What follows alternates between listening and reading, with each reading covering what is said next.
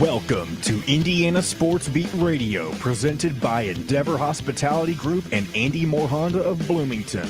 Looks over the middle, second guesses, fires, throws. Does he make the catch in the end zone? Yes! Touchdown! Oladipo to win it. Another one! He got Another one! Oladipo! Huge hole! He's at the 30! He's gonna go! 10, 5, touchdown! Jonathan Taylor! Galloway finds Rob Finnessy, who fires the three, and he hit it! Now, from the Golf Club at Eagle Point Studios, here's your host, Jim Coyle. Hey, happy 4th of July holiday weekend, everybody. Welcome aboard. Appreciate everybody joining us here on Indiana Sports Beat Radio on this Friday. No, it's not July 4th today, but it's coming soon. Today is July 1st. Are you going mining? What's going on? Or caving? There we go. Ross corrected me. Caving. July 4th, man. It was fireworks. On your head? Yes. Fireworks on my head. I had a, for those of you, if you can't see me, if you're listening on a podcast or via our friends at the Ref 97.7 ESPN, the Ref in Evansville, or 89.1 WBRO. I had one of those lights on my head that was flashing. I have another one that will flash red, and I couldn't get that thing to go. So, and if you can't see me, you're missing out. I'm wearing red, white, and blue, baby. I've got some blue shorts on that you cannot see, but I've got a golf shirt on that is white with blue, and then I've got my old Cincinnati Reds visor on for the red. Speaking of red, well, man, there's no sense of pretending. I was going to look and see what the Reds have done, but we're going to be spending most of the day talking about, let's say, I don't know, anything happened? Yeah, did I miss anything yesterday between the last time we left the show and now? I'm just being facetious. Yeah, nobody would ever drop any big news going into a holiday weekend like this. Only the biggest, to me, this is big, big, big time. I'm trying to think on where bigger than Texas and Oklahoma going to the SEC to me. Although that was a shock, this was a bigger shock. Going backwards, I'm trying to go backwards in my mind. I'm thinking of when the realignment started, and all of a sudden these conferences kind of started gobbling up, and you're like, oh, man. But this is still bigger than that to me. This is like, those are chunks. This is a mountainside being cut off, moved, whatever. It's gigantic. I yesterday on a tweet, I call it seismic. It is seismic. It is forever landscape changing. We've talked about the changes that have happened, NIL and all blah, blah, blah. This is gigantic. This gives the Big Ten coast to coast conferences. It gives them teams in Washington, D.C., New York City, Chicago, and Los Angeles. The Big Ten is going to be doing very well financially. Not that they weren't already. But man, oh man, what do you think this next, because the TV rights are coming up?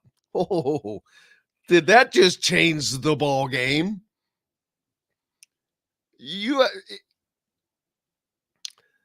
Indiana is going to be bringing in so much money via athletics. Now, we'll have that discussion for another time, but that's going to be, we're going to be talking about that a lot. I'm not going to be pretending otherwise today. Alec Lasley from the Hoosier.com looking forward to talking to him about how this is going to affect recruiting. The recruiting footprint for everybody is going to just, not that Indiana's wasn't big already, but now this kind of plays really into Indiana, a team like Indiana. Before, a kid that you may lose to the coast, you don't have to do that anymore. Not that it's just things are happening to me that will help Indiana be back to Indiana faster. Not that they're all, already on that track. Things just keep happening. This to me is nothing but good. But yeah, man, there's just Zach Osterman. He'll be along from the Indy Star. Of course, this is a bombshell, man. Bombshell. I don't know what else to call it. Tons of comments already up on the Andy Moore Honda hotline. As a matter of fact, welcome aboard. Of course, Indiana Sports Beat Radio, brought to you by our good friends from Andy Moore Honda, Bloomington. Bloomington's #1 Honda dealer, by the way. Go to andymoorehonda.com. Get more to your door with andymoorehonda.com. Also, our good friends from the Wow Club. Just go to mywownetwork.com or your Apple App Store, Google Play Store. Sign up for the Wow Club. Start earning Wow rewards today. Wow Club members earn exclusive discounts, dining dollars to spend, and more sent directly to your mobile phone, which I received the first one that I noticed the other day, half off for an entree at Cabello, which that was pretty cool.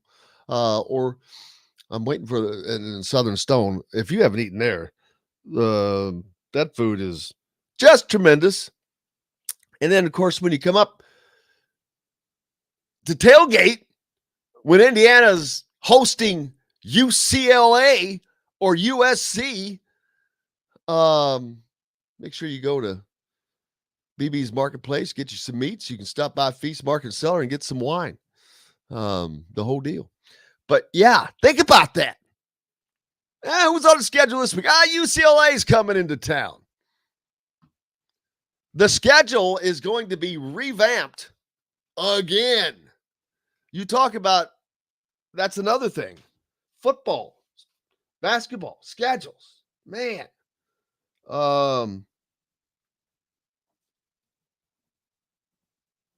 You remember when Archie, when Big Ten went to 20 and he was like, oh my God, we got to play 20.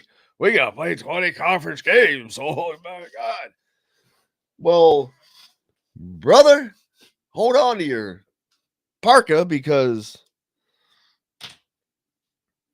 it's about to get really something. UCLA at Assembly Hall. Indiana.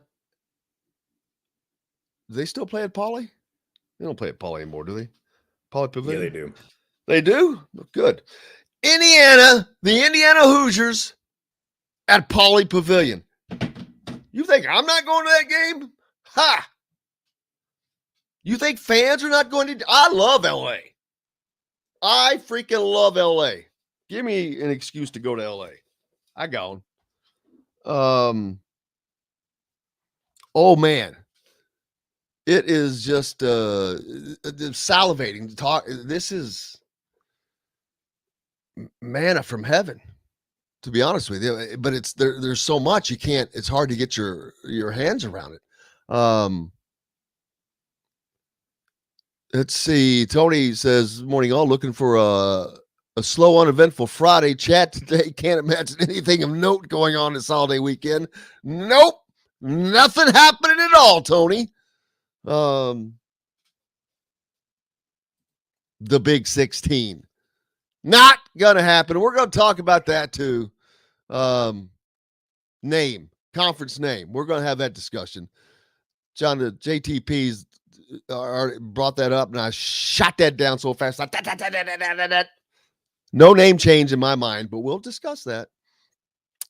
Ross said I was going caving earlier when I had my happy 4th of July blinking hat on. Michael says, happy Friday, everyone. Welcome to the really Big Ten. Probably is. See, that's another reason. You could probably pick 10 big schools out of there, and the other 6, a little shaky. So it's the Big Ten and the little 6. It used to be the Big 2 and the little 8. Now you can call it the Big 10 and the little 6. Ha-ha. Force jumping on from Georgia. Steve Ramsey. Oh, Steve R. I cannot remember I can't remember where everybody's from. I write it down. I wish I could access it faster. Jennifer from down the southern part of the state. Yeah, Mike thought I was going spelunking because I had my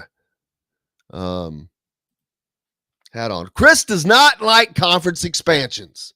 Well, I don't know anyone. I don't know about liking it anymore at this stage, if it's about liking it or not.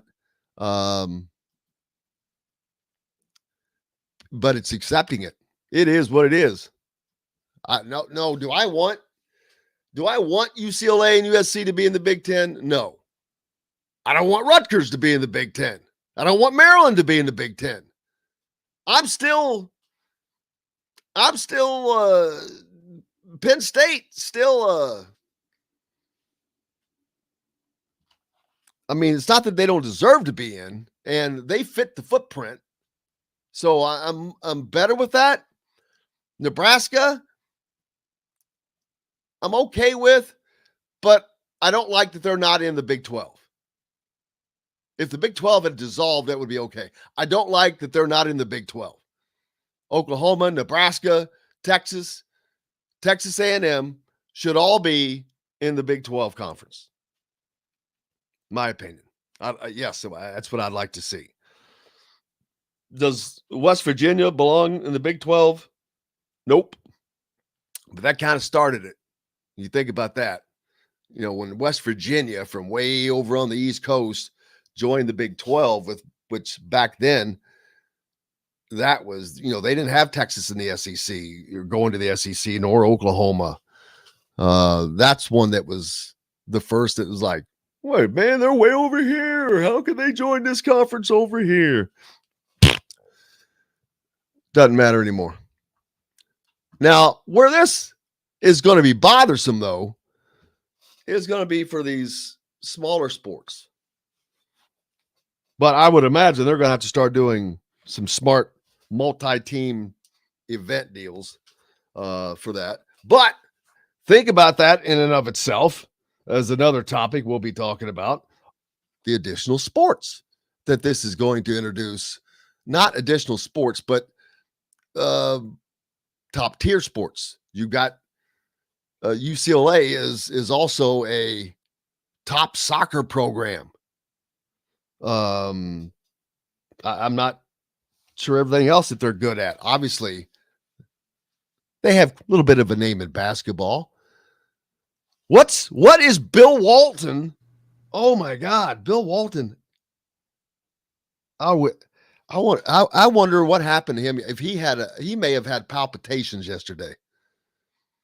The Conference of Champions, as he likes to call it, is basically no more. The Conference of Champions is now in his mind has to be the Big Ten.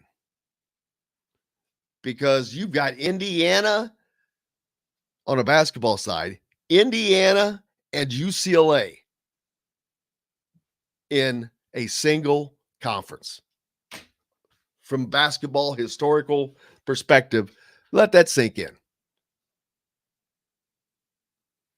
Is it 16 national championships? I don't even want to know how many Final Fours. And all that, if you think about it, it all runs through Indiana. The Indiana's got their part of it. John Wooden, of course, from Indiana. So look at the impact Indiana has had on that. Just gigantic. But anyway, you think about that perspective, and then you look at it from a football side. USC, Ohio State, I mean, that's a regular season game now. UCLA at the big house. Regular season game now. UCLA at the whiteout at Penn State. Regular season game. Ohio State out in the Rose Bowl for a regular season game. It's just going to be, you know what? I long ago just said, hey, I'm just going to have to embrace a lot of this stuff. The NIL, do I like that? No. It's not that I don't think that they deserve to get paid. I wish there was some way of regulating it so it didn't seem so preposterous. And the NCAA wasn't so just such a bunch of hypocrites with this being not being a recruitment enticement. Jeez, get over yourself. It's a joke. But Alec Lasley from thehoosier.com is going to join us next. It's like I spoke about. We'll dive into this in addition to some recruiting tidbits as the NBPA, National Basketball Players Association, Top 100 going on down in Orlando as well. We'll get updated on that. So, yeah, I sent out a tweet last night that when I sent out Jordan Holes, he met with the media. Forgot about that. We'll have that today as well, John, so make sure you pull that. But I sent out a tweet that it's really hard to believe, hard for me to imagine that on the day that Jordan Holes meets with the media for the first time as a member of the IU basketball staff, he's not the top story, at least even in Bloomington. Crazy. Much more Indiana Sports Beat Radio coming up here on the Golf Club at Eagle Point Studios, from the Golf Club at Eagle Point Studios, brought to you by our good friends from Southern Stone Restaurant, all part of the Wow Club, enjoying their roots in limestone with their love of Southern fare, comfort food with Southern charm. Stop in at Southern Stone, Patterson and Rogers in Bloomington, all part of the Wow Club. Get specials. Make sure you sign up there. Support those who support us. They are a supporter of IU athletics and, more importantly, a supporter of Indiana Sports Beat Radio. Back with Alec Lasley right after this. We'll be right back to the Golf Club at Eagle Point Studios for more Indiana Sports Beat Radio with Jim Coyle, presented by Endeavor Hospitality Group and Andy Moore Honda of Bloomington. Whether you're visiting... No, patriotic. Alec is not a patriot. He's a Patagonian. That's yuck. Yes, there you go. Thank you very much. He's a Patagoniac. Yeah. Yes. That's I another. guess I don't have any. There you go. Another Seinfeld episode. Hey, hold on. My Wi-Fi is going in and out. Let me leave and rejoin. Okay. You sound fine, FYI. Yeah, you just sound really choppy. So let me just rejoin really quick. For us for some reason. Oh, I sound choppy. Oh, I like it's my fault. You notice how you put that on me? I sound choppy. Blaming me already. See how people like to blame others? I sound choppy because I'm just kidding. I know. See, I like to go off on those tangents where I'm just completely FOS and people probably have no idea. They're like, oh my God, what's he talking about? I was really hoping we'd get old Greek on today. Dude, me too. Of all days. He was going to come on, but I texted him yesterday, and he said he'll see how he feels in the morning this morning, and then he messaged me and said he wasn't feeling any better. So damn, he must have the vid, man. No, he said he already had the vid. It's something else. That doesn't matter. But you got to think of somebody to get on. This is a great day for that. Oh, I'm waiting for Shooty, but we'll see. That would be big.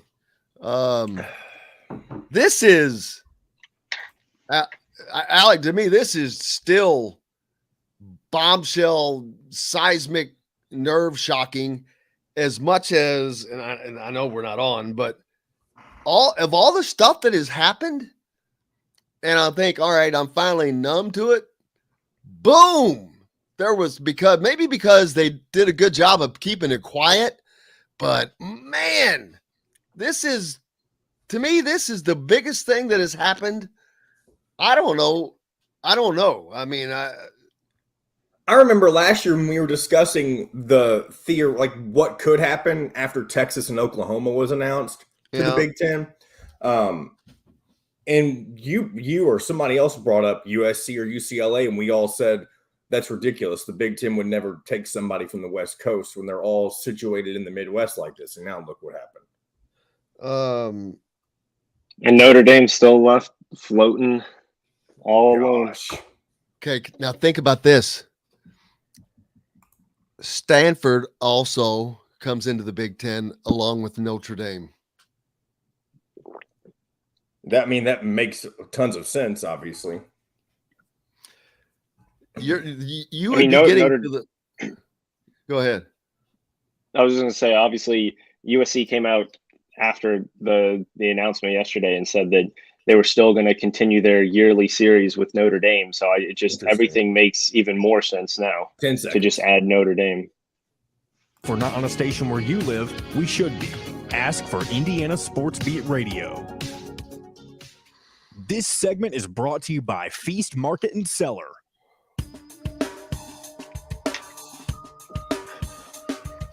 Now back to the Golf Club at Eagle Point Studios for more Indiana Sports Beat Radio with Jim Coyle, presented by Endeavor Hospitality Group and Andy Moore Honda of Bloomington.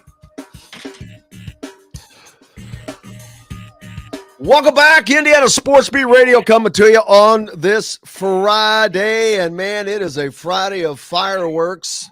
All right, and that has nothing to do with the July 4th holiday weekend. Brought to you by our good friends at Feast Market and Cellar, all part of the WOW Club. Feast Market and Cellar, located next door to Southern Stone Restaurant on Patterson and Rogers, offering an extensive wine selection with a sommelier on staff as they want to help you with your pairing selections and whatever else you need, as they have a wide variety of gourmet sides to go with. All part of the WOW Club. Make sure you go to your Apple App Store or Google Play Store. Join the WOW Club for free. Join now by Alec Lasley of thehoosier.com. Anything? What's going on, man? Not much. How are you doing? Oh, just hanging out, just trying to do a little reading, looking West Coast maps, reacquainting myself with Los Angeles. No, it's this. I've said earlier, to me, I still have not found a place where to put this yet because I don't want to overthink it. But this is of all the things that have happened in the last 2 years, COVID, NIL, transfer portal, all previous conference alignment, all of that. This to me still seems bigger than all of that. And we had been wondering what the Big Ten was going to do because they kept getting caught sitting on their hands. And then finally they look like, wow, they just hit a grand slam.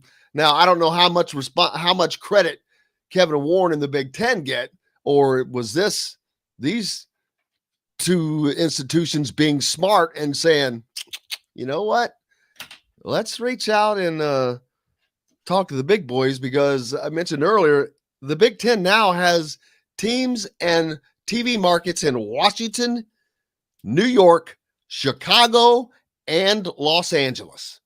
That is an incredible boon because they are in the process right now of rewriting their media packages that will be, I don't even know. It was already $2 billion. The last one, Alec, this one I can't imagine how big this next contract will be and how much. Indiana would receive $51 million the last time. Their share could double easily. Yeah, absolutely. I mean, the biggest kind of reason for this was obviously they needed to bring in some additional schools. I feel like at this point, every conference, whether they're talking about it or not, is looking elsewhere to bring in one or two additional programs and big time programs to enhance that conference. and it just shows that we're going closer and closer to either two mega conferences or basically getting rid of those non-Power 5 conferences and going with just 5, 20, 25 team conferences here to basically just enhance football and basketball. And at the end of the day, everyone kind of forgets about the other sports involved here, but this is a move for the revenue generating sports for football and basketball, obviously. And for the Big Ten, this was right in the middle, like you said, of them trying to renegotiate this contract. I think it was the SEC was up with CBS, so there were even more networks that were going to try to with the Big Ten that had obviously proved over the last few years to be one of the biggest moneymakers when it came to TV rights, but also when it came to some of the top teams in the country outside of the SEC. Obviously, when you have Alabama and Georgia there, and for them to do this in the midst of that, there's a reason why they hadn't upped to that contract yet, because this was going on most likely in the behind the scenes. I think Kevin Warren does have a lot to do with this. I think for all the negative publicity that he has received, and a lot of times it's been true. He has not done, I would say, a great job up to this point running the Big Ten. But this is a monumental move, and I think a lot bigger than when you look at Texas and Oklahoma leaving the Big 12 to join the SEC. I think making it basically across the entire country of, like you said, having the New York market stretch all the way into the LA market was never involved before. Not only is huge for the Big Ten, but also for college athletics. And when you look at obviously the football side of things, there's a lot that kind of changes when it comes to that. I think way more than basketball.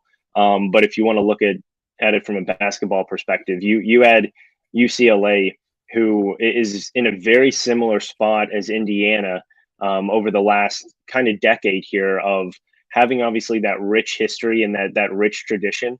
Obviously the 11 national championships that UCLA has had, none recently though. But you bring them in, and now you have potentially a home and home every single year or every other year with UCLA and Indiana. Not only does that just stir up even more national recognition for the conference, but it just brings a different level of competitiveness to the bin that I think you really haven't seen outside of a couple rivalries, here and there with Michigan State, obviously IU, Purdue, but those I think have kind of lost their national recognition in terms of Purdue obviously dominating Indiana for much of the last decade. Michigan hasn't done great against Michigan State over the last decade. And I think outside of the Midwest, not a lot of people truly care about Ohio State and Michigan rivalry when it comes to the basketball side of things. So bringing in, a USC for football and a UCLA for basketball, I think does wonders for this conference and really does a lot for college athletics. Yeah, and speaking of scheduling, it's going to create a scheduling challenge for the Big Ten, one that's going to be a fun one, or that they'll enjoy. I'm certainly, because of some of the matchups that we're looking at on both sides. Well, we're just going to be talking about football and basketball right now. I mean, not that there aren't some other great matchups, like I said, in soccer and other things there are, but I'm talking about on the large scale here in the Big Ten. You're thinking about USC at Michigan or Ohio State and vice versa. UCLA, I mentioned earlier, UCLA in Bloomington, Indiana at Pauley Pavilion, and the Bruins coming to Assembly Hall. Now that's not going to be. It's getting to with what now? What, 16 teams? They were already playing a 20-game schedule. So you're going to have more teams that you only play once. And I'm going to imagine, especially the West Coast teams, probably not going to be home and homes a lot with those during the season. It may be an alternating year thing. Like even in basketball, they'll probably be able to play everybody once. Well, they play everybody once, but like I said, you may find it to where you're going to UCLA one year and they're not coming to Bloomington, and they may come the following year, but it could lend some scheduling things of that issue, which that's just going to be part of it. But that, again, you're increasing the footprint, the recruiting footprint. Not that Indiana wasn't already going national. This knocks down more walls, more barriers for kids, Alec, that maybe they're out west and they're like, yeah, it's so far. Well, nothing's far anymore. Now this just took all the fences down, all the barriers. And I think this is another thing that is going to help Indiana basketball quickly get back to being Indiana. And this is going to be a benefit to IU, in my opinion. Yeah, I mean, definitely, when you look at the basketball side of things, I think kind of everything that Indiana's been doing over the last, 3 to 6 months has really put them on an upward trajectory. I think even if, it wasn't a UCLA that came here, I think, at the end of the day, Indiana's still gaining a lot of that national respect that they didn't have. And we've seen that now with the scheduling. They're doing everything the right way. We've talked about that numerous times. I think it becomes a really interesting point when you look at the football side of things for Indiana. Obviously did a great job over the last 5 years to get to where they are now. Last year, everyone knows the step back that they took in a huge way. One that, is something that you can't really look past, regardless of injuries that they did have. And now you bring in potentially facing, USC, every other year, however the scheduling kind of works out, whether that's them coming here, whether that's you going out there. And a team that was fighting for 8 wins every single year now has still a UCLA team, even though they have not been very good over the last few years. A UCLA team and a USC team that play a much different style of football, a much quicker style of football, one that you don't see outside of Ohio State in the Big Ten. And there's a reason why Ohio State is atop the Big Ten almost every single season, because they have the top talent, they have the top athletes, and they have the fastest players around the country that go there. And you get that with those skill position players that Indiana has struggled with in the past. And that's something that I think is definitely a concern for a program, like I said, that's trying to get to 8 wins. It's not like they're consistently at 8 wins or even wins for the majority of this last decade. Or if they were, maybe it's a different story. Maybe it's not as much of an impact for them when it comes to on-field production. But when you look at a team that now is coming off of a 2-win season, obviously, USC and UCLA not joining this upcoming year, but in 2 years when they do join, this Indiana program could look entirely different, obviously for the good and the bad. But now you face those two teams and really have a difficult time pinpointing an Ohio State, Michigan, Penn State, Michigan State, USC potentially, Iowa, depending who the crossover games are, assuming they stick with divisions. And now you look at that Indiana schedule that's probably going to get away with the cupcake games to start the season of the Idahos and the Western Kentuckys or anything like that. And you look at that schedule and you struggle to find 7 wins consistently. And I think that's the biggest concern for Indiana moving forward when it comes to the football side. Basketball, they're going to be fine. But football is the biggest question mark, I think, with this move. Well, and I've said NIL had already hurt Indiana, in my opinion, that was something that's going to hurt Indiana football, because they are not competing in that arena like they are in basketball. And I agree that this could, I think that it could be a continued boon for IU basketball and maybe other sports.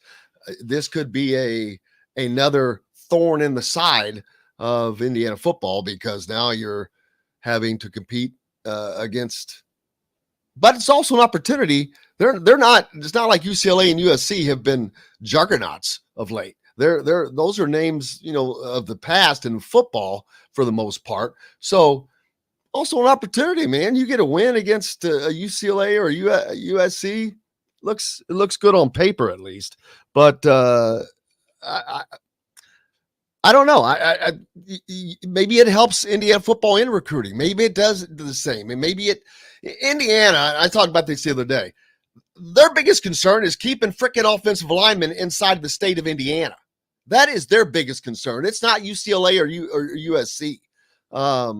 They can't keep the guys that are going to these other schools, which is where they're having the biggest problem for their team, offensive line. And if they don't fix that, I don't care who's in the league.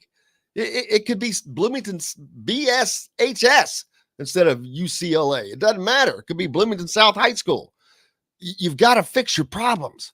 And that is the offensive line. And so that's their issue. But overall, I think it's just a gigantic win for the conference. You guys are killing the Andy Moore Honda hotline today, and I don't with the comments. Yeah, I mentioned this earlier. We were talking about this. Forrest says Notre Dame is next. Of all the years that the talk that Notre Dame was just such a perfect fit for the Big Ten, which they are.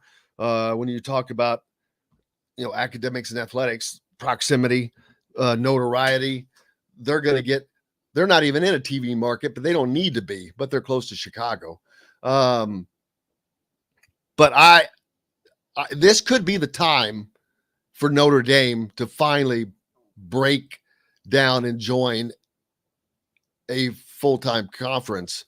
I don't know what it would take for them to get out of the ACC though, but they cannot on their best days make the money, and which is basically what they've clamored for, that autonomy to make their own money on the Notre Dame network that they had there with NBC. I'm just kidding. That's NBC network, but what are they making? $30-something million a year, I think. The Big Ten teams are going to be looking at $100 million each. I don't know that they can turn that down any longer, Alec. Especially in the age of NIL, and et cetera. Yeah, I mean, it'll be interesting, I think. And I can't remember kind of what the SEC now is doing, obviously, with the huge revenue that the Longhorn Network brings in for Texas, right? Because that's a huge asset to them. And when you look at the TV rights that Notre Dame has, that's also a huge incentive for either conference football wise to bring them in. I think if they do go anywhere, you probably look at the ACC just because they're already in there with basketball and a lot of those other sports. And then you still get the USC Notre Dame football rivalry, assuming that they keep that as kind of one of those non-conference, out-of-conference matchups, which I think they will continue to do that.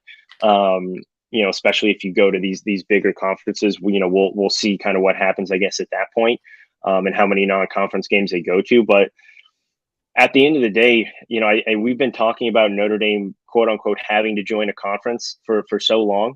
I think at the main point for them is about making money, and who knows how much money they truly could make joining the Big Ten or joining the ACC and that revenue that they would bring in addition to what's already there.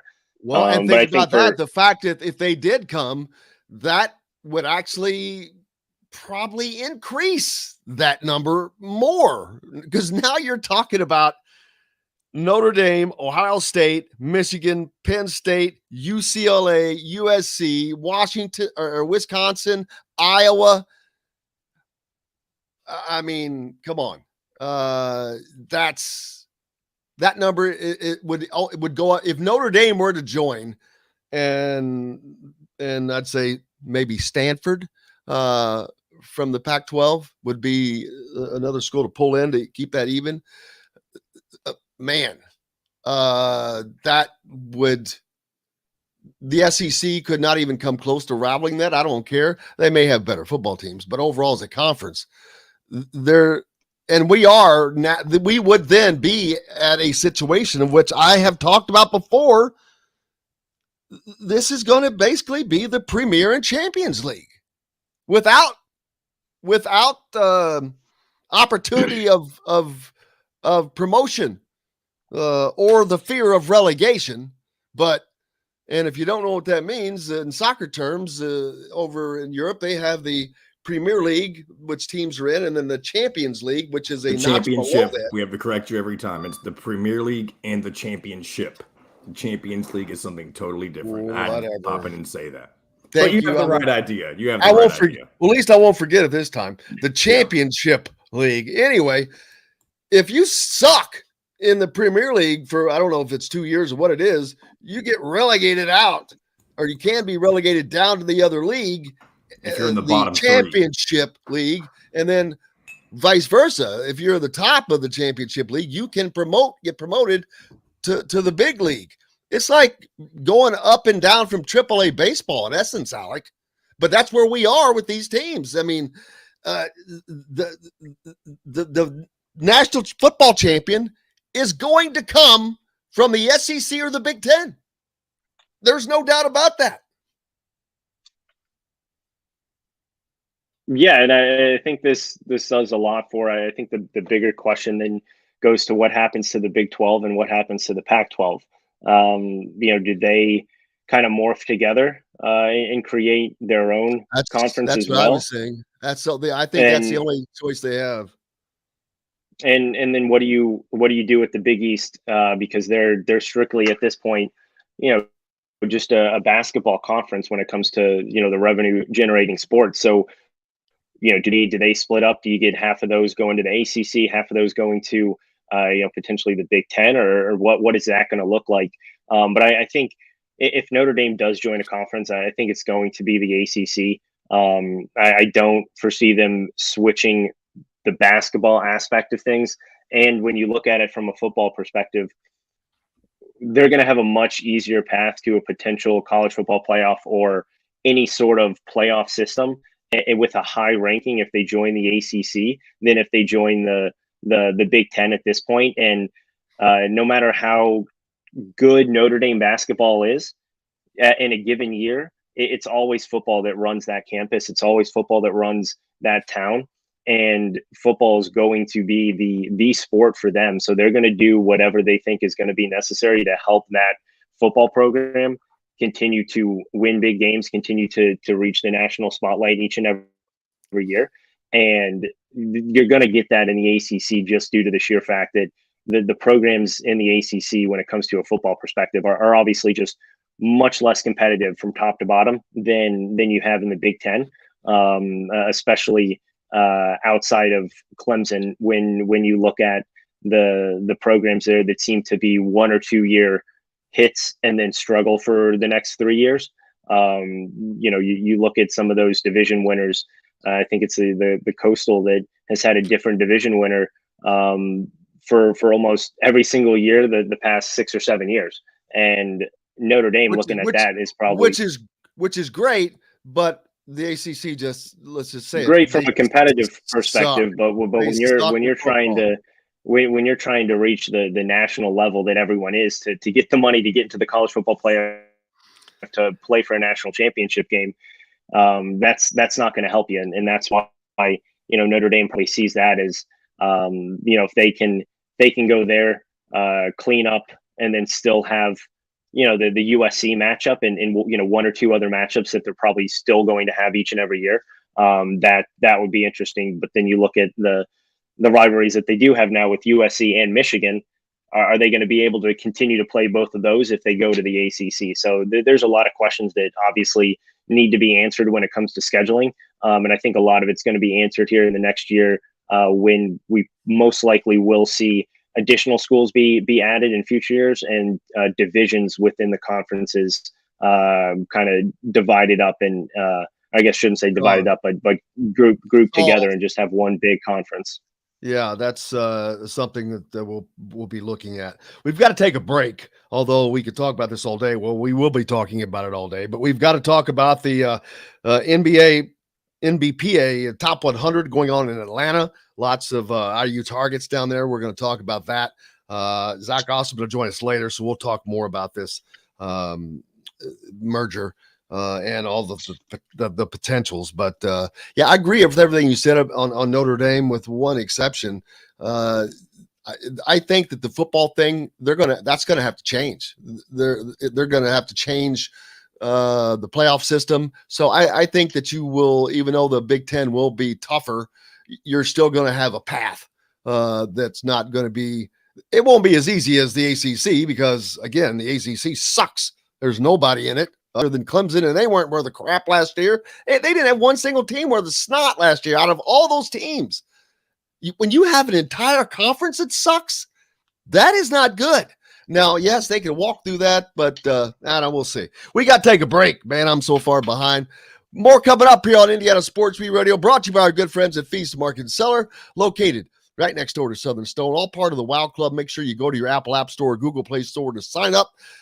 Totally free. Start earning WOW rewards today. WOW Club members earn exclusive dining discounts and dollars to spend sent directly to your phone. Back with more Indiana Sports Beat Radio right after this.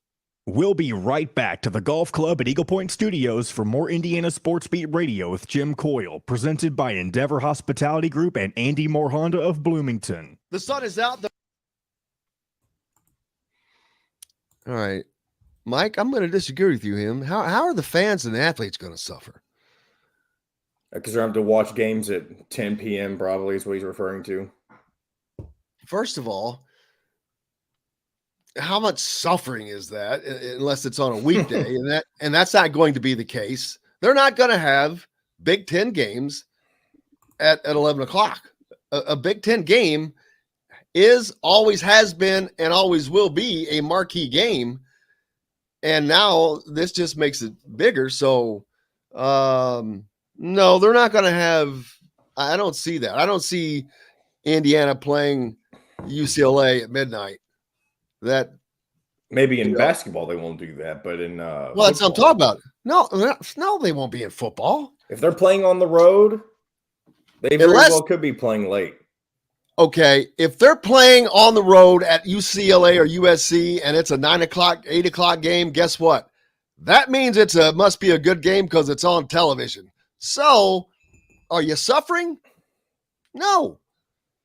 Yeah, I don't see Indiana playing too many late games if they do go out there, or if UCLA or USC travel out here. Probably going to be more afternoon games, which I think a lot of Indiana fans will like. But you're going to see a lot more 3:30 kickoffs for these programs. Beats volleyball coverage on the BTN. Well, you know, I don't, none of us want to see any of that. Yes, it's a joke. Man, you guys are killing it on the comments today. I'm having trouble keeping up. I've got a bunch marked. Let's see. Yeah, I like to talk about this because I'm not seeing that. It's not good for the student athletes. How? It's going to be great for the student athletes. More exposure. You're telling me he's not talking about the student athletes for football or basketball. He's talking about the younger or the lesser known sports. How's that bad? They're going to get to freaking travel. They're going to get to go to more places. They're going to get to compete against bigger teams and bigger events. I'm usually Mr. Negative Nancy, but I just, the NIL, you got to accept it. It is what it is. This stuff, you got to accept it. It is what it is. I'm seeing a lot of positives in it personally. Get more to your door with AndyMooreHonda.com. Come see us at the all-new Andy Moore Honda, now in Bloomington.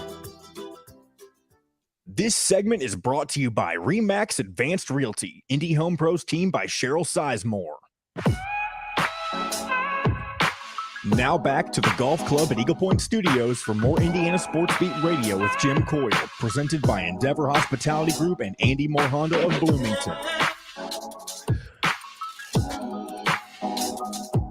Welcome back to the smooth sounds of Alec Lasley from thehoosier.com, joining us here on Indiana Sports Beat Radio on this Friday, brought to you by our good friends from Remax Realty. If you're in the market for a home in the Indianapolis area, you need Cheryl Sizemore and her 2 decades of experience. It could be the difference between you getting the home you want and not reach out to her, Cheryl at IndyHomePros.com.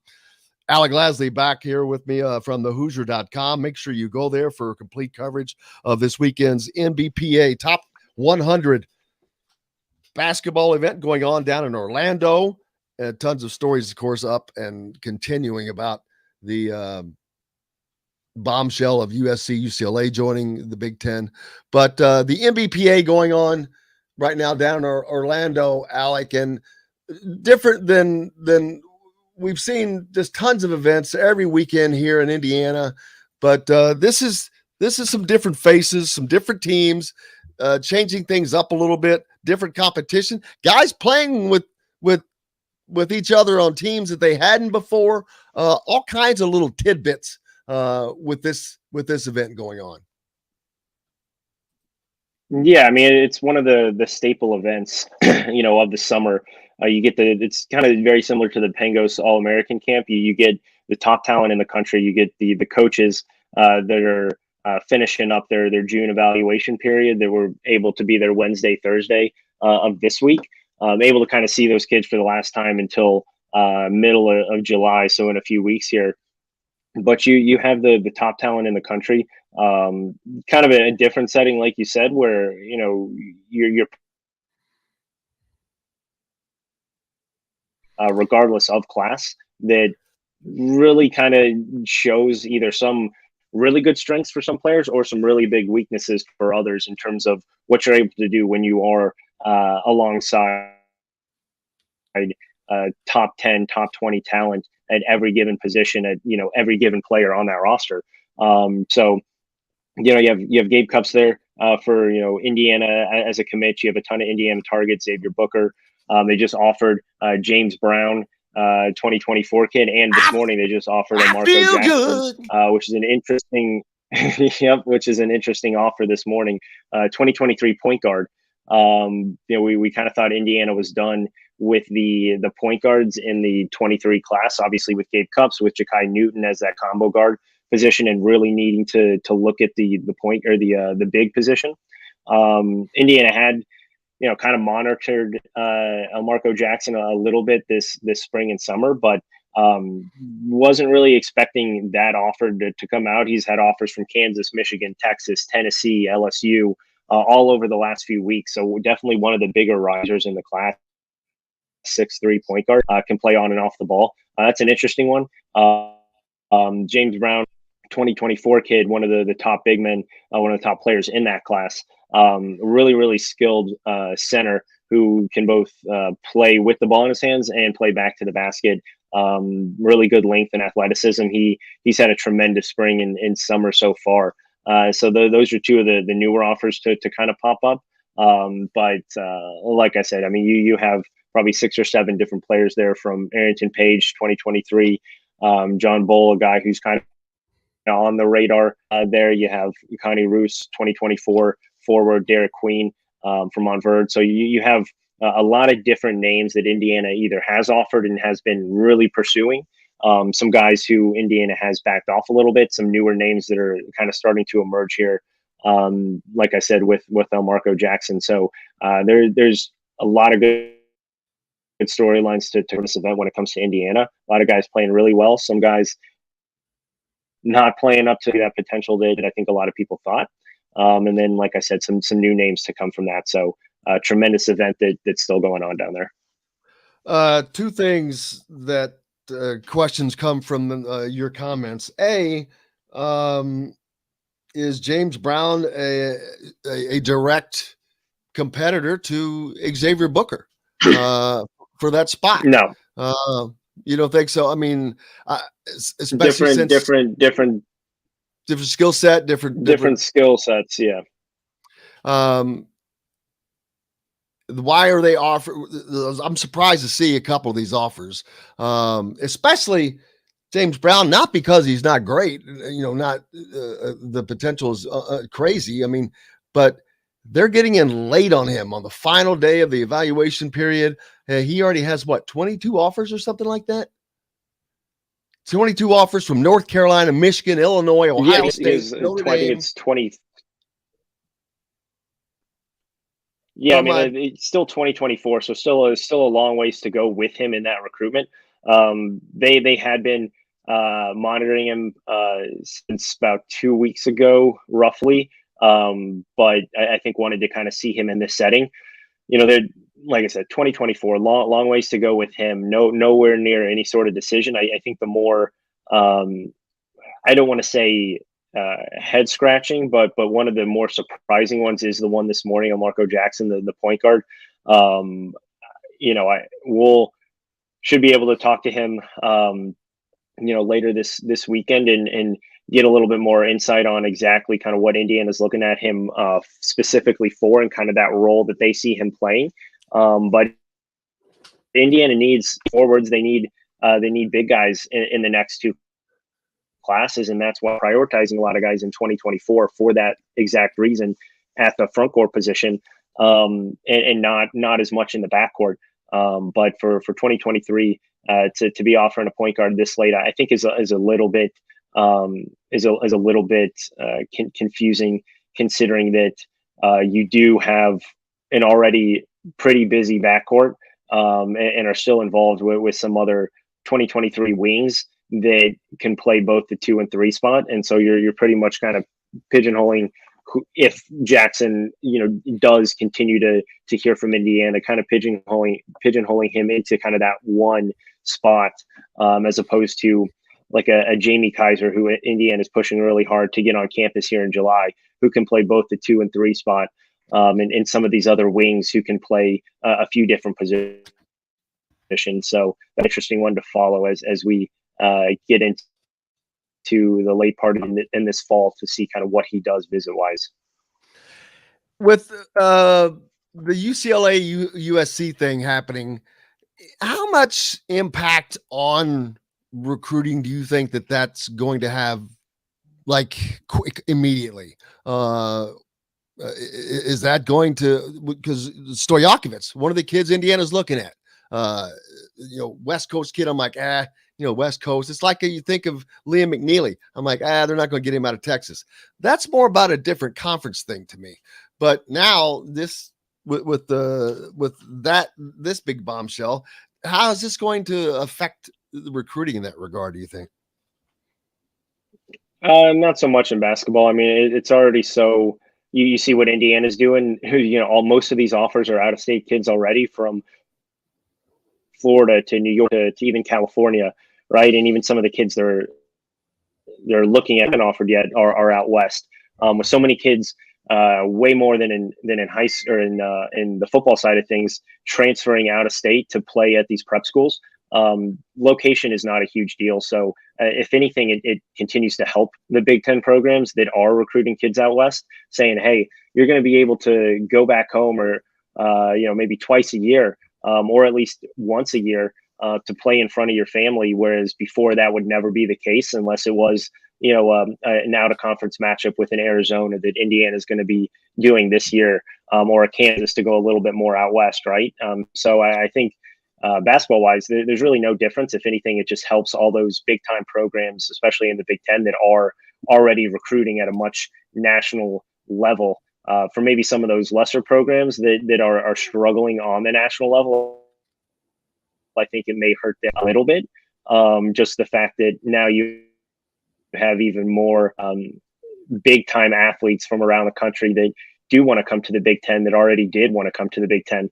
And now you look at them on the floor, maybe a Rutgers who still is trying to maintain that level of consistency, much like Purdue has been in football over the past 2 or 3 years. Some of that competition and some of those athletes now that come in, even in Minnesota, right, are going to be going up against some of these middle of the pack Big Ten teams that now may struggle a little bit more on the floor. But when it comes to recruiting, I don't think it impacts too much. What is coming up that the people need to go to thehoosier.com and follow you this weekend?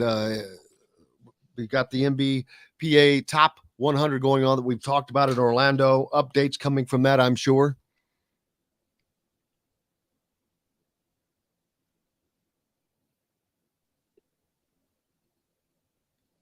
Yep, you froze up a little bit there.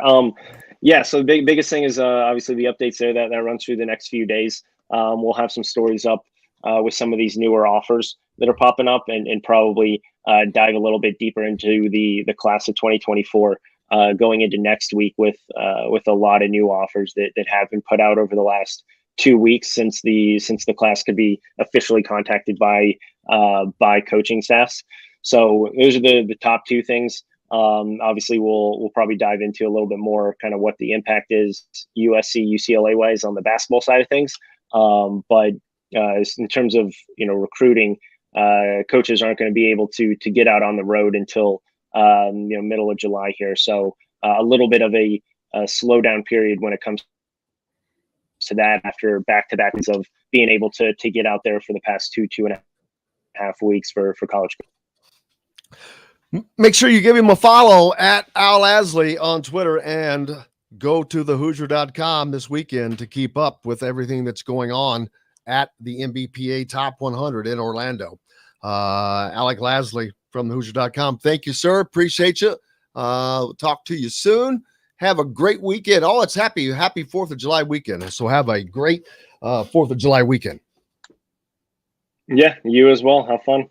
Talk to you soon. Thank you, sir. Alec Lasley. We've got Zach Osterman from the Indy Star up next. Cannot wait to talk to him about all this stuff that's going on, this craziness. Brought to you by our good friends from Barbara Pop Realty Services. If you're in the market for a home in Southern Indiana, down by Louisville or Jeffersonville, New Albany, all that area, Clark County, Floyd County, all throughout Southern Indiana, Barbara Pop Realty Services has been serving Southern Indiana for nearly 3 decades. They've got you covered in whatever you might need. Reach out to Matt Lincoln, Matt at barbarapop.com. It's that easy. Back with Zach Osterman at Indiana Sports Beat Radio right after this. We'll be right back to the Golf Club at Eagle Point Studios for more Indiana Sports Beat Radio with Jim Coyle, presented by Endeavor Hospitality Group and Andy Moore Honda of Bloomington. Andy Moore Honda. Good morning, Zach. How are you, sir? Hey, how we doing? A nice little, that's an NFL jersey. Who is that? What's up? It's the Indianapolis Clowns. Oh, I thought that's, is that it? Oh, I thought that was an NFL patch on the sleeve. No, that's the old, baseball. Yeah. Oh, yeah. What a great team that was. Yeah. Oh, man. A little bit of fun. Yeah, I know. Sorry, I'm over COVID, but it feels like everybody who gets it kind of gets stuck with something. And for me, it's like a fog.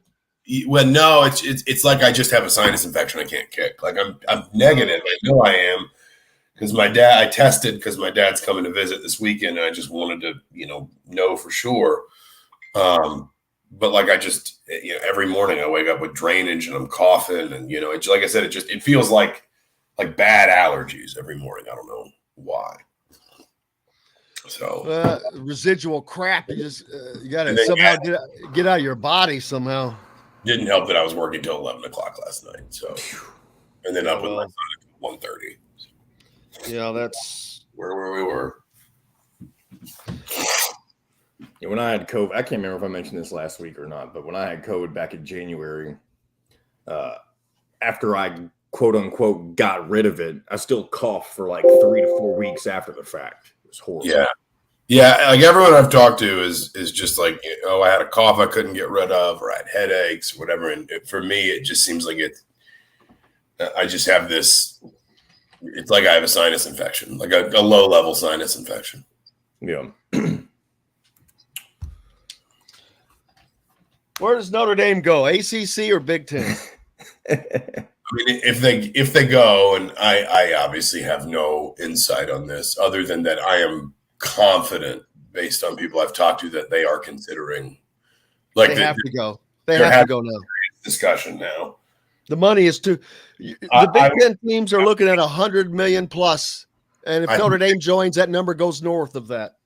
I think they just have to. I think they'd have to. It'd have to be the Big Ten. Like Notre Dame. It's too perfect for them. Yeah, I mean, I think there was probably a time where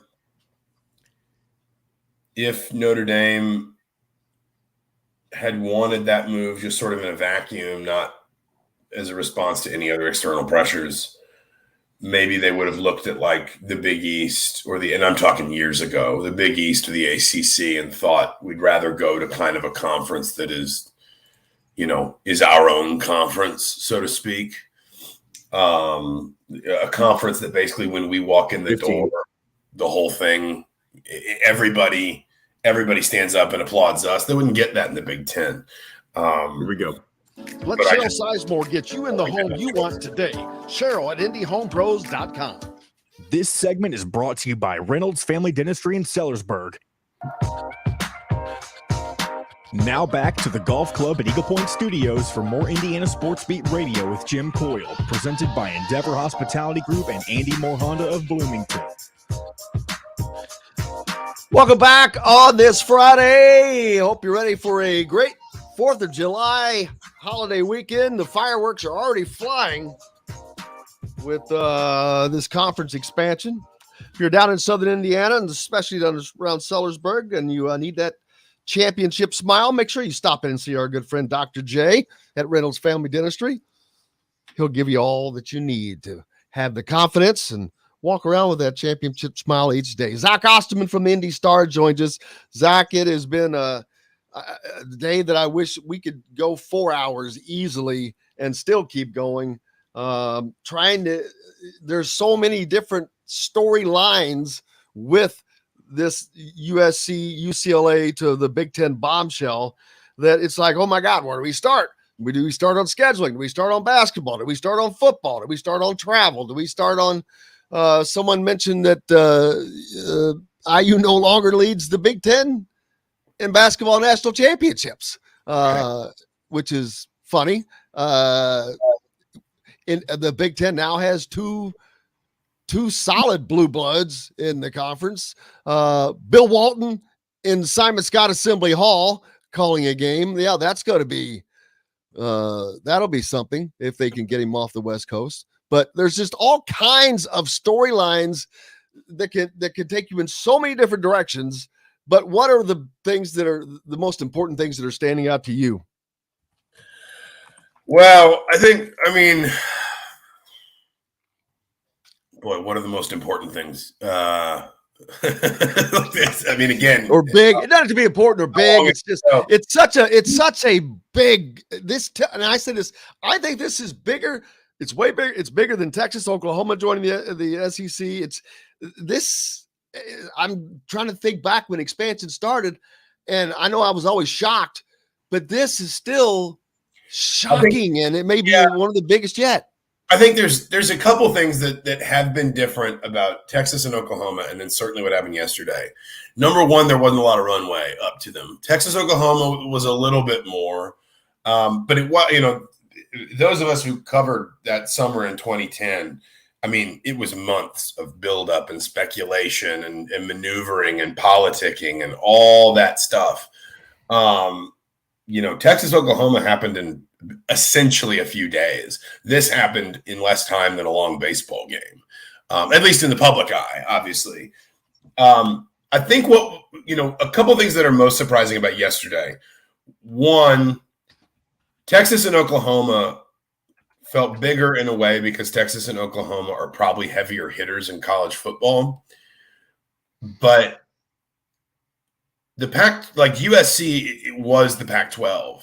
And I understand that Texas and Oklahoma were the Big 12, but the Big 12 was only 25 years old. Like there was an old joke that, what was it? It was something like the Big 12 was essentially a conference built on oil futures. Like it was, the Big 12 was never anything permanent. It was the Big 8 and the Southwest, just sort of mashing together a bunch of schools that never trusted each other and never really felt any companionship to one another at all. Like the Pac-12, for most of the formational sort of years, and I'm talking decades of college football in this country, it was the Big Ten and the Pac-12. The SEC and the ACC to some extent, but they didn't really migrate out of the Southeast.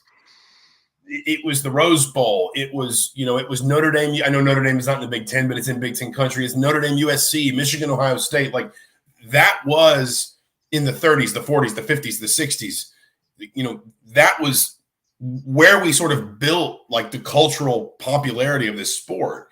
And USC was the beating heart of the Pac-12. This was like if Alabama left the SEC or Ohio State left the Big Ten.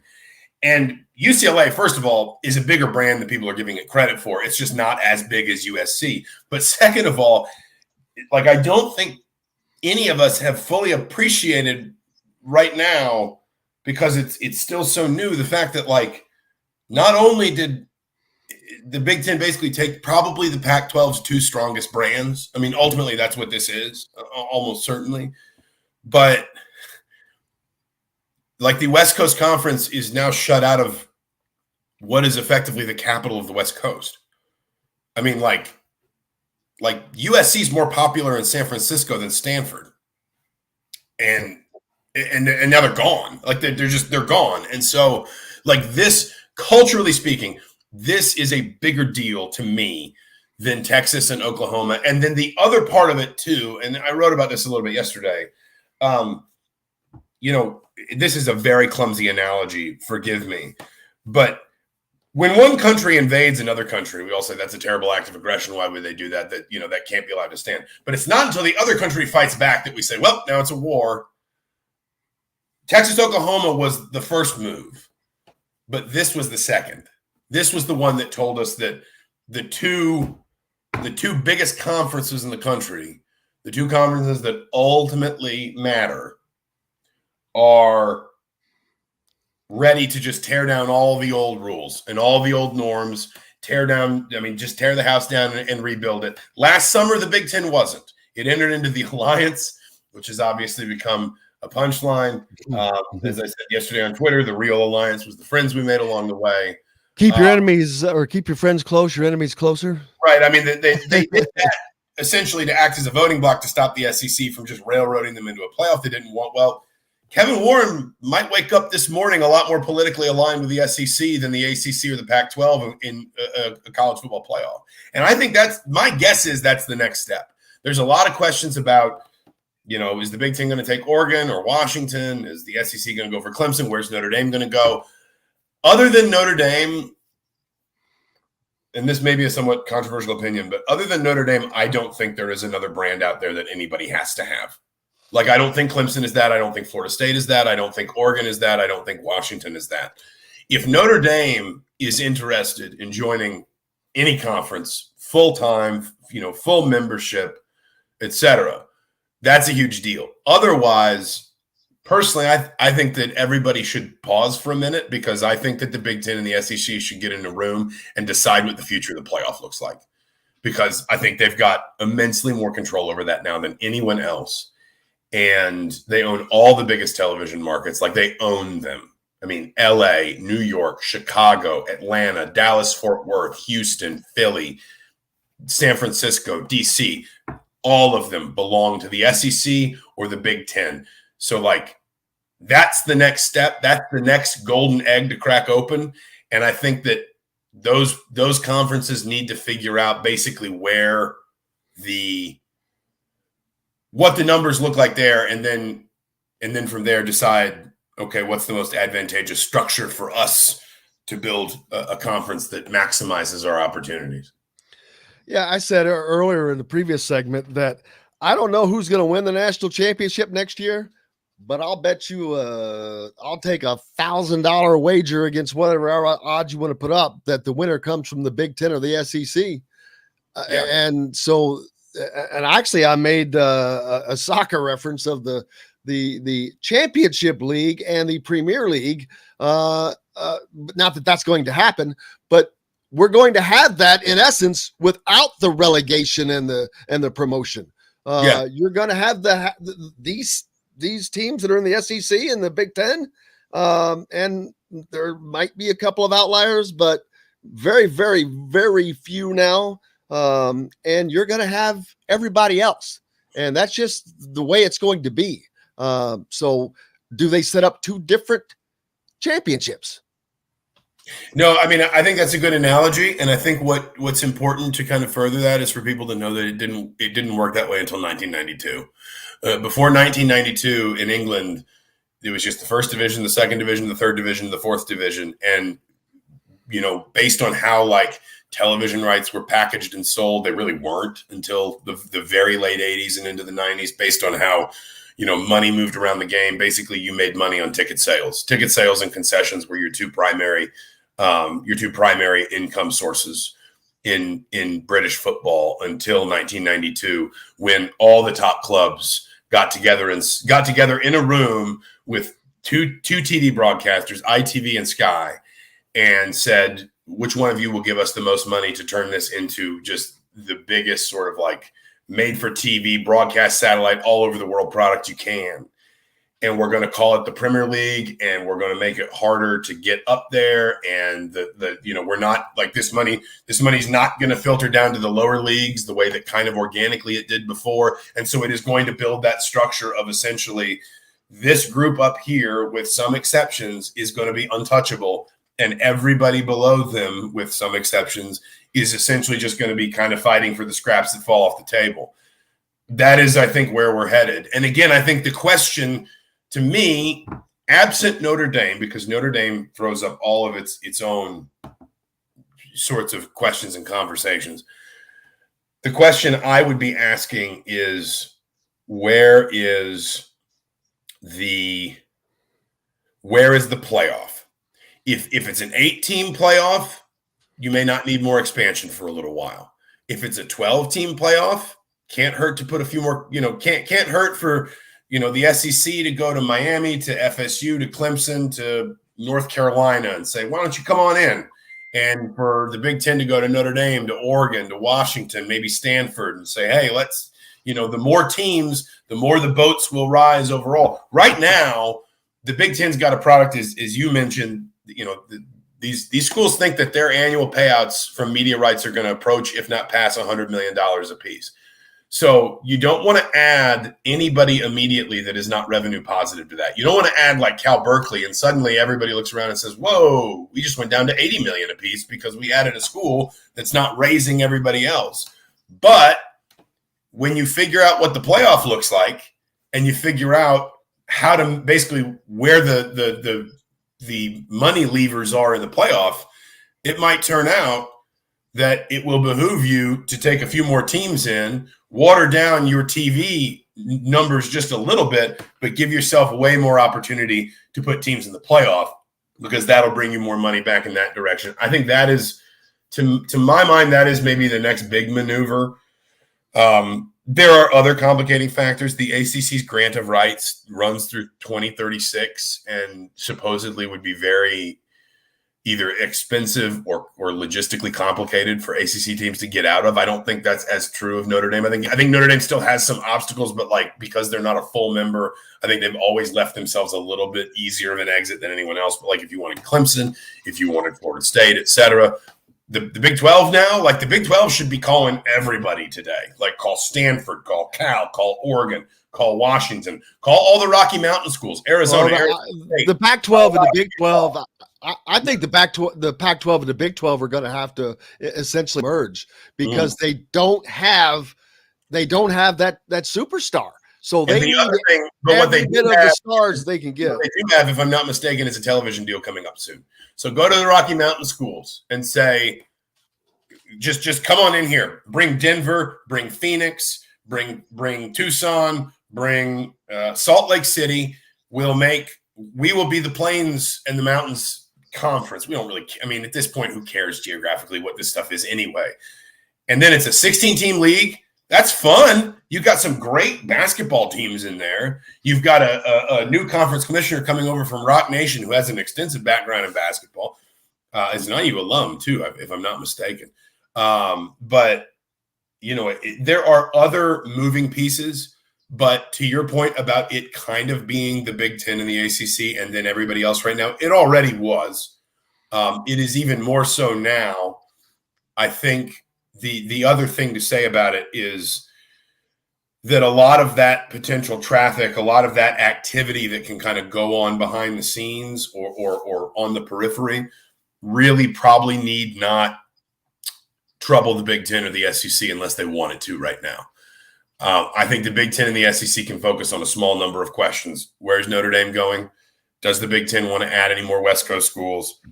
Is the SEC interested in trying to untangle a couple ACC schools from the grant of rights? And then, crucially, what is the future of the playoff? Because I think the future of the playoff, again, to me, is what determines is the future of the playoff, which we didn't think was going to be resolved until closer to 2026 when it comes up. I think it's 2026. But again, now the Big Ten might not feel so obstructive toward the SEC. The future of the playoff to me is what is going to instruct the two big conferences in particular on what do we want to do? What is the smart next move for us? Because neither of those conferences need anyone. Like, they don't need anybody. The Big Ten doesn't even need Notre Dame. The Big Ten's literally about to sign a TV deal that's going to pay them like $1.5 billion a year. The SEC has arguably – 6, 7 of the top 10 brands in college football: Oklahoma, Texas, Alabama, Florida, Georgia, LSU. Those two conferences don't need to do anything now. But what's the line from that wonderful Clive Owen movie, the Inside Man? When there's blood on the streets, buy property. Like, now is the time to get moving on that. If you think that there is an opening to get aggressive about doing something that is going to maybe, kill off one of your last competitors or just absolutely sort of entrench you or whatever, now's the time to do it. But I would not be surprised if, like, we don't see, other than maybe Notre Dame because they are a wild card, if we, like, this calendar year, we don't see any more expansion. But I think this is the move. This was kind of the last move. Texas, Oklahoma was one. NIL was one. I heard you talking to Alec Lasley about recruiting the West Coast. NIL is going to be tremendously important for the Big Ten when it comes to these West Coast relationships. Suddenly, you can put your athletes in Los Angeles. I mean, that think about the NIL. Look at what USC is doing with NIL. It's groundbreaking. All this stuff was building toward this point. The Big Ten pulled the pin out of the last grenade yesterday. And so now the road is open to all these things happening. I just don't know that they necessarily all need to happen like in the next 6 weeks, if you know what I mean. Yeah, it's just I think it just gets to the point to where it's a race and everyone starts fearing like Notre Dame, chasing Notre Dame. If we don't get them now, somebody else is going to get them because they are the target now. They are the last target, like you said. They are the last vestige that is that you would covet. But a Notre Dame in the Big Ten, which they're already adding UCLA and USC. Oh man, I don't know how much that increased their market viability, but I know it's big. You throw in a Notre Dame, I don't know where the number goes now. The TV number, where does that number shoot to? Does that? I mean, and for Notre Dame, it's going to give them the opportunity to triple what they're pulling in now or pulling in at the ACC. And I can't say never, but it is a long, long time before the ACC dreams of catching up with the Big Ten as far as the money that they are able to produce. Yeah, I mean, the ACC is not catching the Big Ten in the money. Like that's not happening. I think. I mean, again, you're right, Notre Dame. I don't know where the number would go. It certainly wouldn't water down what everyone's expecting. I think that's kind of the key right now is like, don't go add Stanford and Cal just to add Stanford and Cal. I'm not saying Stanford and Cal shouldn't be in the league at some point, but don't just do it to do it, because those are not schools that in the immediate term raise all boats. And that's kind of important right now, specifically, one, because you are renegotiating the TV deal. And so like this is, you're at the table right now. Two, you are kind of in a period of ongoing change and flux, and you've got to remain flexible as it pertains to responding to something the SEC might do, responding to something the Big 12 might do, whatever. Leave yourself flexibility. Stanford and Cal will always be there. Oregon and Washington may well always be there. I would be surprised if they go scurrying off to the Big 12 and lock themselves in for 10 years or anything. Notre Dame is the one, though, that you can be guaranteed it takes everybody up a substantial level. Now, there are other issues there. I mean, like, how does football scheduling work when you have 17 teams? I have no idea. How does basketball scheduling work? I have no idea. You'd figure these things out, but these things are tangled up in TV contracts, because if you take 17 teams, your TV partners are going to want to know, okay, you've got Notre Dame, you've got USC. That's great. How many times, though, am I going to get Notre Dame at Ohio State? In a 4-year period, how many times am I going to get USC at Michigan, or Michigan at USC? Or are Notre Dame and USC going to play every single year like they do now? I need you to promise me that, because that's inventory I need to feel guaranteed. You got 17 teams in your conference now. I love your conference basketball tournament, but I need to know how it's going to work so that I'm sure that I'm maximizing my revenues there. I'm not saying it won't work. I'm not saying it can't work. I'm just saying I don't know how it will work. And the one other thing I will say about Notre Dame, and it is worth saying this, it would not stop things, but it would be something people have to work through. Notre Dame is an elite academic institution, obviously. It does not look a lot like a Big Ten academic institution, though. And whenever you bring up academics in the Big Ten, people love around expansion. People love to say, oh, that doesn't matter. Stop talking about the Association of American Universities. This isn't about academics, etc. It's not about academics in the sense that nobody's sitting there being like, well, these are the U.S. News and World Report rankings for your business school and your law school and your journalism school, whatever. But it is about, for example, research grants and how many millions of dollars in research money your institutions are securing every year. Basically, every Big Ten university looks kind of the same. They are all large schools. Most of them are state schools. Most of them are land grant schools. Most of them have substantial graduate programs that bring in, I'm talking millions and millions and millions of dollars annually in research funding and things, in grant money, federal grant money, those kinds of things. That is not just presidents slapping each other on the back and saying, haha, yes, of course the sports are great, but aren't we also smart as well? Every single institution in the Big Ten except Nebraska is in the AAU.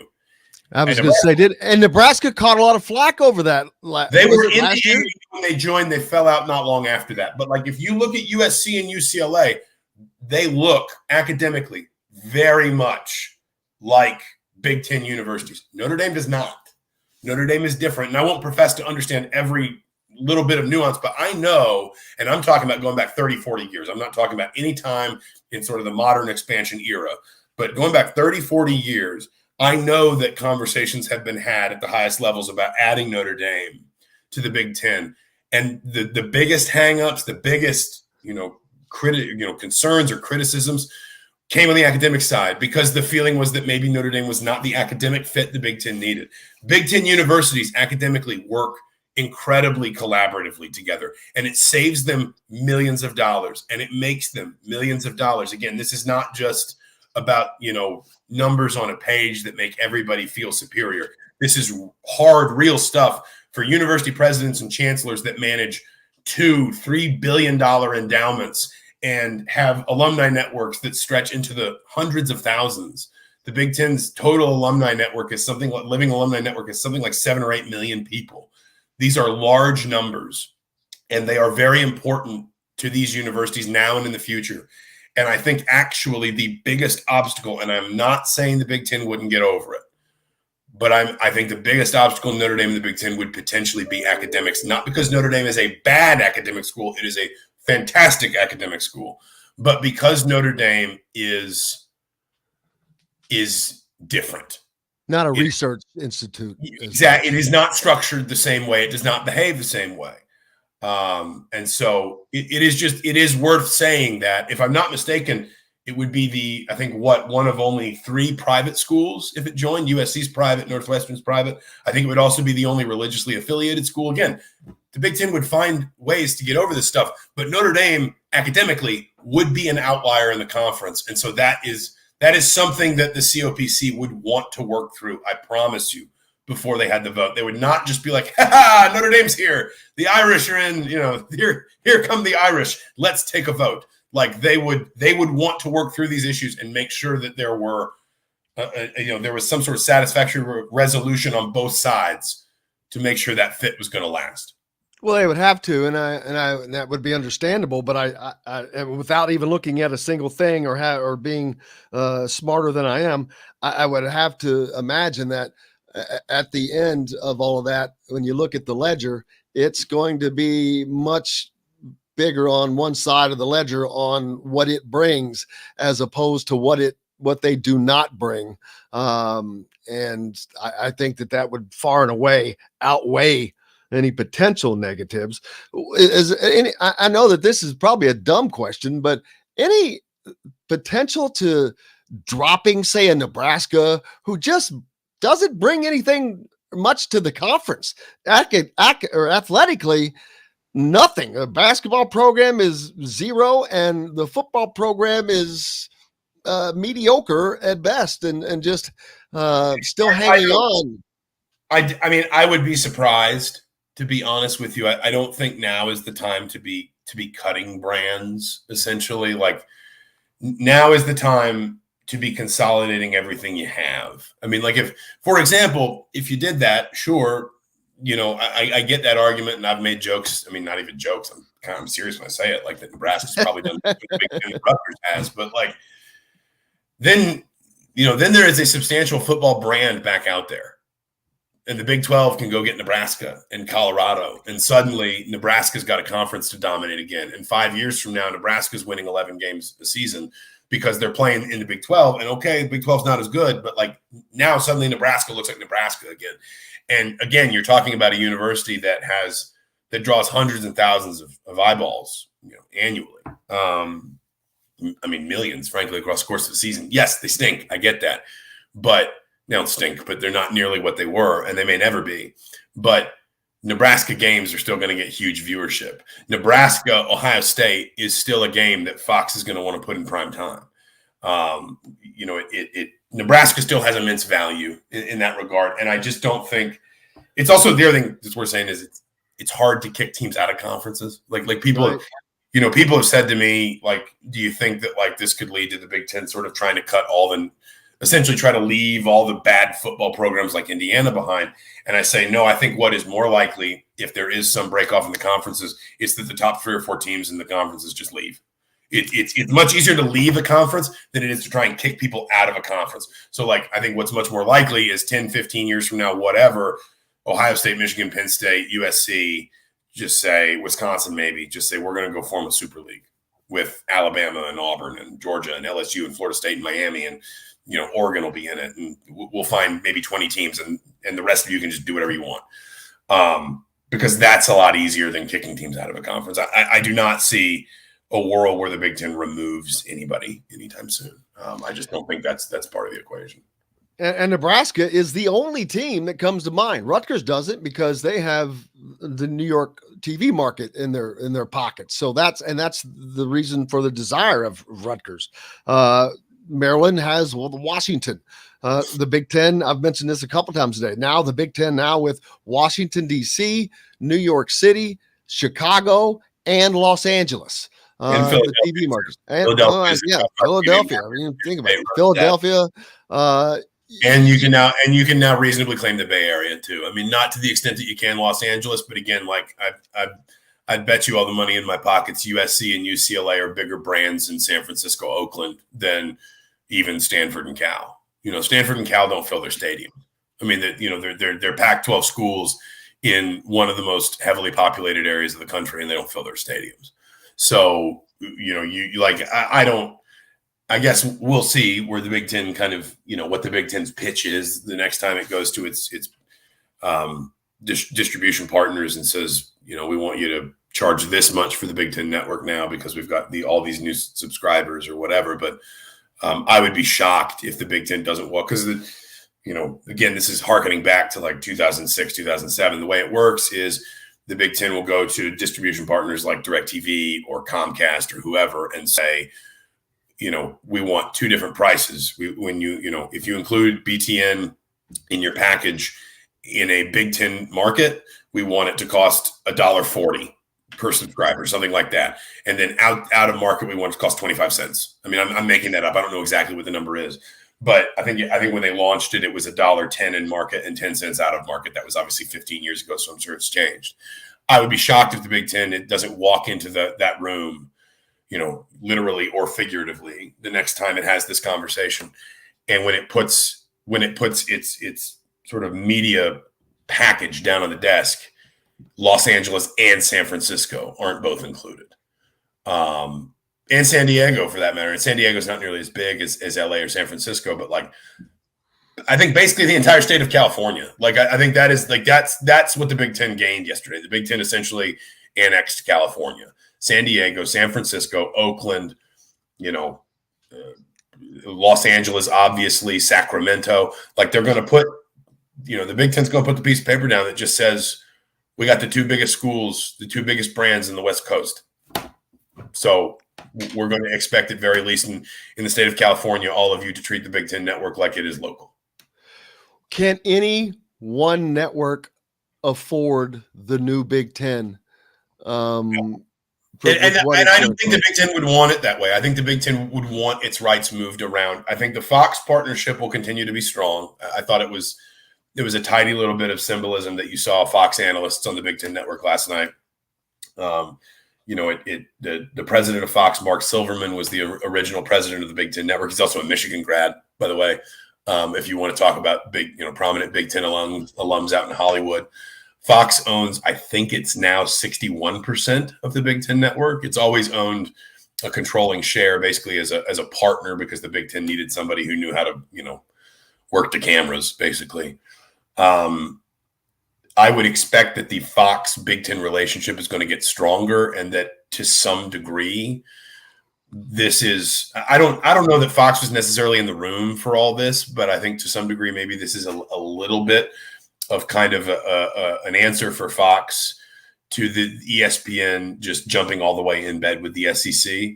But if you are the Big Ten, I think you're still interested in maybe filling that CBS slot that the SEC left open at 3:30 p.m. on Saturdays. I think there's still a lot of value in a relationship with ESPN, ABC.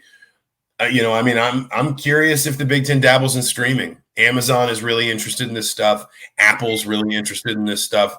And I think that it would probably be smaller packages. I don't think we'd be talking about, Apple TV getting 100 Big Ten football games or anything like that. But you could certainly kind of experiment in one of those spaces, probably get some really favorable terms because those companies have a lot of money to spend and they're just kind of curious to see how it works. And you could probably get good money without having to give up a lot of product, if you understand a lot of inventory, a lot of quality inventory. So I don't think you would want to be all one thing anyway. And certainly, the other part of it is you can't be all one thing because you've got the Big Ten Network and you're not just going to put everything on the Big Ten Network. But no one company can afford it. And I don't think it would be in the Big Ten's interest to sort of choke it all off either. Well, I would ask you what's coming up next for you, but I don't think that question is needed. Are you going to be able to celebrate the 4th of July weekend at all? I hope so. I don't know. No, you're feeling under the weather still a little bit. So, and you got the little ones to take care of. We'll get out there. The fair's in town. I imagine we'll wander over there at some point. And I think my dad's going to come up and visit kind of late weekend, early next week. So that'll be nice. And just, I keep trying to find time to take off and stuff keeps happening. So we'll figure it out. Well, brother, I cannot thank you enough. Try to get some rest and chicken noodle soup and orange juice, all that stuff that you're supposed to have, man. But get feeling better and have a great weekend. You too, Jim. Thanks for having me as always. Thank you. Zach Osterman from the Indy Star. Make sure you give him a follow and be a subscriber. I am. Man, like I said, could go on for 4 hours today, easy, all day. We got to take a break. More coming up here from the Golf Club at Eagle Point Studios, brought to you by our good friends at the Courtroom Sports Grill down in Bedford. Every item on their menu is made from scratch using only the freshest ingredients. It's a great place to catch a game or just meet up with a friend. We'll see you in the dining room because they guarantee you'll like it. Courtroom Sports Grill in Bedford. Back with more Indiana Sports Beat Radio right after this. We'll be right back to the Golf Club at Eagle Point Studios for more Indiana Sports Beat Radio with Jim Coyle, presented by Endeavor Hospitality Group and Andy Moore Honda of Bloomington. Whether you're visiting Bloomington. All right.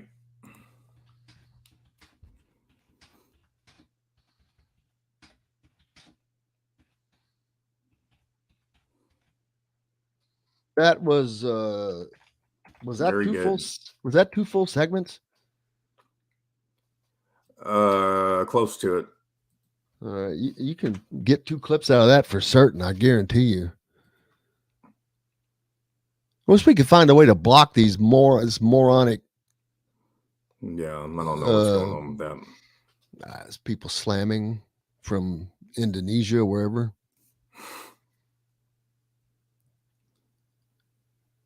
Oh. Yeah, we'll talk about it. How long before? Oh, you think that they won't move the football championship to To California, absolutely. To the Rose Bowl? Now, the only issue with that is, I mean, and maybe it wouldn't be that big of an issue, but What issue would there be?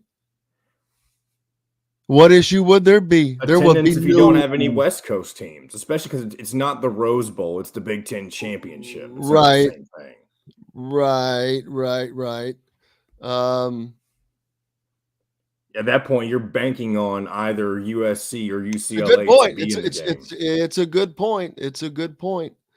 But you know what? People from Madison, or people from Wisconsin, and people from Michigan, if they were in it, would both freaking travel. Oh yeah, absolutely. But if you get a random, like, you know how Northwestern sometimes wins the Big Ten West, that ain't happening anymore. Those days, they gone. Yeah, no, they gone. They gone. That ship sailed. Ship gone. He gone.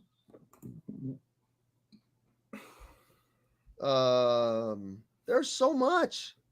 Still didn't. Conference name. We didn't talk about that. I mean, it's just it's not that big a deal. They're not going to change the conference name. It's not about a big deal. It's a great topic. You missed the point. You guys. No, I mean, I know it's a big topic, but they're really. I don't even know what the argument it's a would good be. topic. It's a good topic. It's a good topic. It's a great. It is a great discussional topic. Yeah. That's anytime you have a great discussional topic. Here we go. 10 seconds. Or with AndyMooreHonda.com. Come see us at the all-new Andy Moore Honda, now in Bloomington. This segment is brought to you by BB's Market in Bloomington. Now back to the Golf Club at Eagle Point Studios for more Indiana Sports Beat Radio with Jim Coyle, presented by Endeavor Hospitality Group and Andy Moore Honda of Bloomington. Hey, welcome back. It is Friday. Indiana Sports Beat Radio, wrapping it up here on this Friday. Man, what a crazy day into a week that wasn't crazy, but man, oh man, yesterday the bombs went off when USC and UCLA, the news hit that they are joining the Big Ten. And like I said, there's so many different damn storylines. You can talk about it in so many different ways.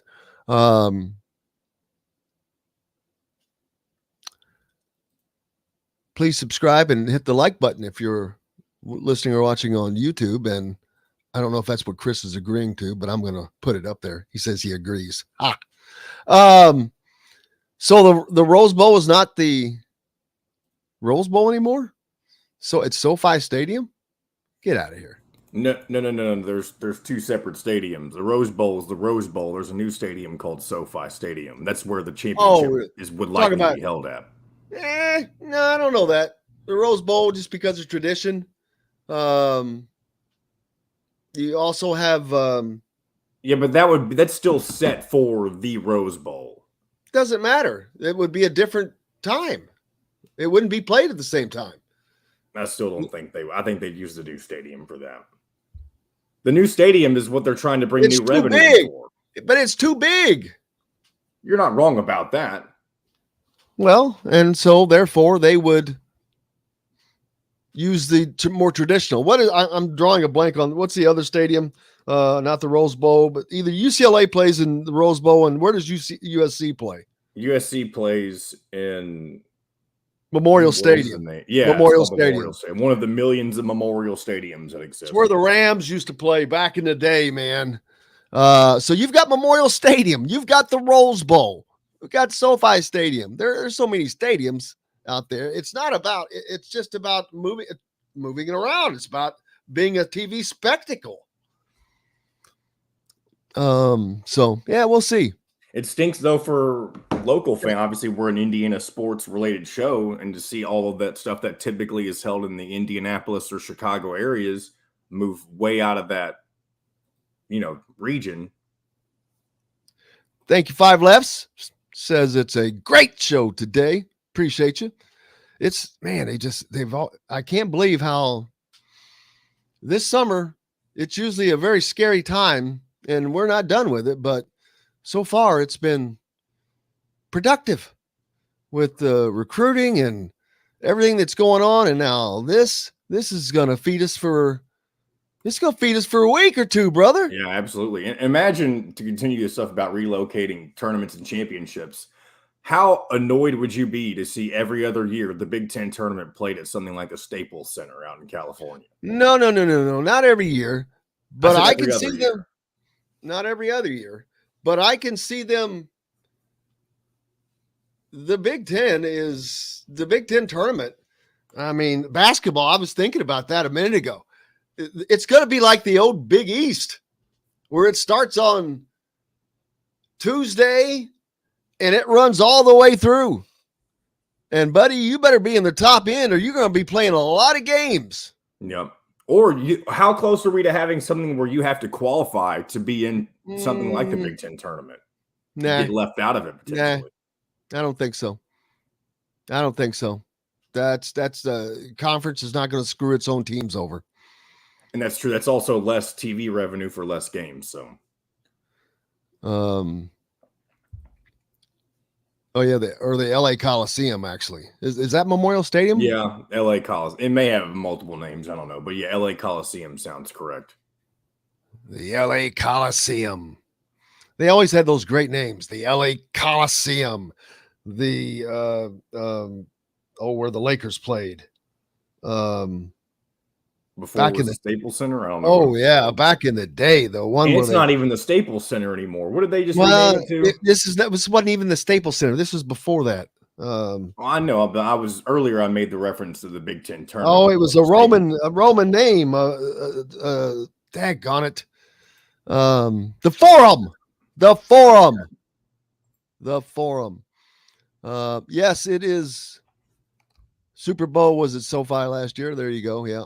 Big new stadium, of course. Called now. I can't think of what it's called. I'm trying to figure that out. And it is going to be. It is a 4th of July holiday weekend, everyone. So I don't. Crypto.com Arena is the new name for what was the Staples Center. That is, my goodness. I would hate to be an announcer who has to use that name, like they're radio guy, they're TV guys. If you're welcome into Crypto.com Arena. If you're media covering them, you're told to use the name. If you're not, your credentials are not guaranteed. So yeah, how do you want to welcome back here? What is it? Welcome back to Crypto.com.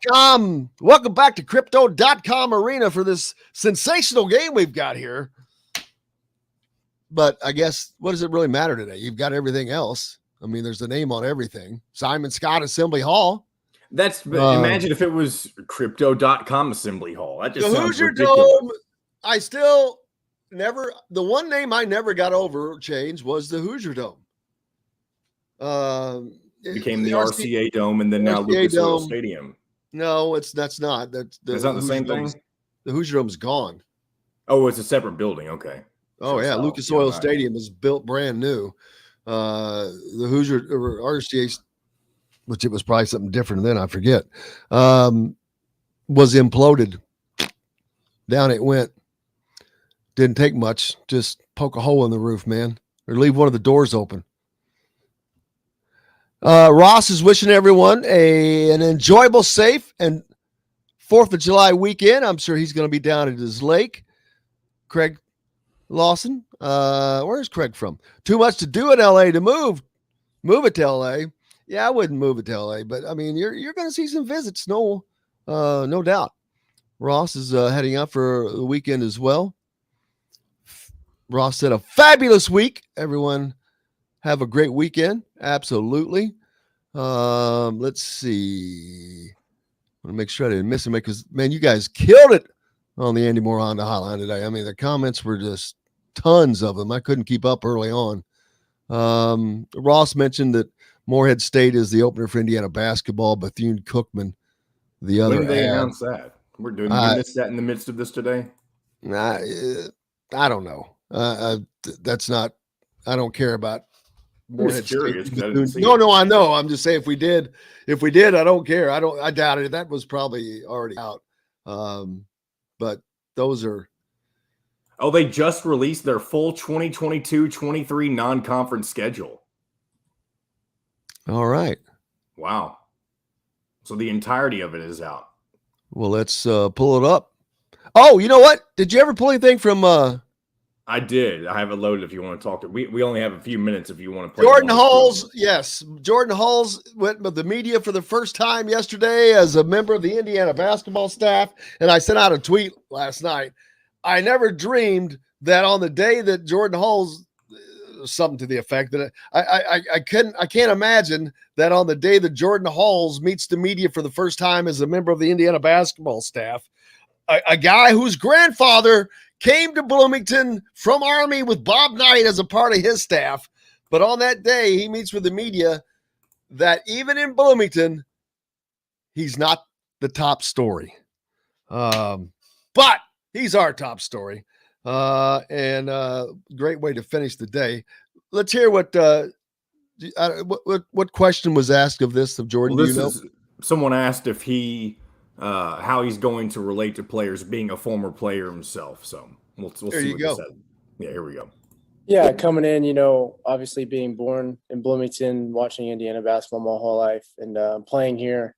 My thing is just trying to relate to these guys and get to know them. First of all, what makes them tick, how I can help them in any way, shape or form. And for me, it's kind of just instilling, like, when this place gets going, it gets going. There's no other place that you'd rather be playing basketball. And just trying to instill that, the hard work and things that it takes to play and be a really good basketball team. And, I did that here with, my first 2 years, not so great, but I learned a lot from those 2 difficult years that eventually led us to 2 Sweet 16s. So just taking from my experiences from playing here, but also my 9-year pro career, and just trying to relate that best way I can to these kids. That's Jordan. You have another one. Go ahead and just play it and let me know what. Talking about how he can help Anthony Leal in his shooting. Yeah, obviously shooting is an area that we like to keep working on and improving. Everybody every summer is going to try and do that. For me, like I said, it's to be a mentor, to try and relate to these guys and help them any way I can. And a guy like Anthony, who I've known for a long, long time, being a former Bloomington South product, for me, it's really cool to see him and see how hard he's working and doing what I'm able to do as far as, giving him the confidence to go out there and shoot the basketball when he's open and doing those things, not just with Anthony, just with everybody. So trying to get their shot prep and those kind of things in line whenever they ask me questions and stuff like that. So just like I said, from my personal experiences and what I can relate to them being the shooter that I was, hopefully those are things that'll be able to carry over to the court when they're at practice. The shooter that he was, nothing. The shooter that he is, he's still the best shooter on the entire Indiana team right now. And that's not a joke. He just left playing professionally, shooting 45%.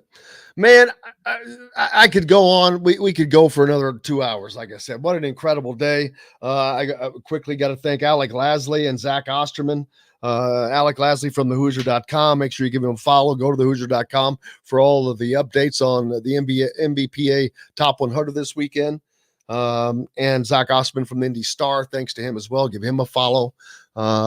Make sure you go to thehoosier.com for everything this weekend. They'll have complete coverage of everything involving USC, UCLA, joining the Big Ten, and the basketball recruiting scene. Great week. Looking forward to doing it again next week. We're back on Monday. Tuesday. I can't wait. Tuesday. Have a happy and safe Monday, July 4th holiday. Enjoy it. We'll be back on Tuesday. Until then, I'm Jim Coyle. I will see you on the radio. Thanks for listening to Indiana Sports Beat Radio. Be sure to subscribe to our YouTube page for more clips and team coverage of Indiana basketball, football, and more. You can also find full episodes and tons of other content on thehoosier.com. We'll see you next time for another edition of Indiana